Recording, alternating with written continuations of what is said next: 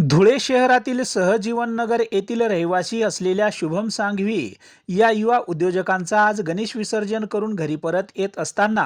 मुंबई आग्रा महामार्गावर असलेल्या कुंडाणे फाट्याजवळ भीषण अपघातात दुर्दैवी मृत्यू झाला आहे।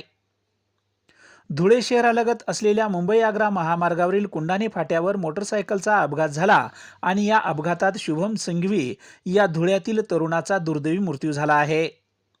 रात्री उशिरापर्यंत मोठ्या मंडळाचे विसर्जन हे तापी पात्रात करण्यात येत असते आणि त्यासाठी शुभम सांघवी आज सकाळी आपल्या दुचाकीने गणेश विसर्जनासाठी तापी नदी पात्राकडे गेला असता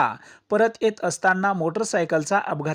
अपघात झाला आणि जागेवर शुभम याचा दुर्दैवी मृत्यू झाल्याची घटना घडली आहे।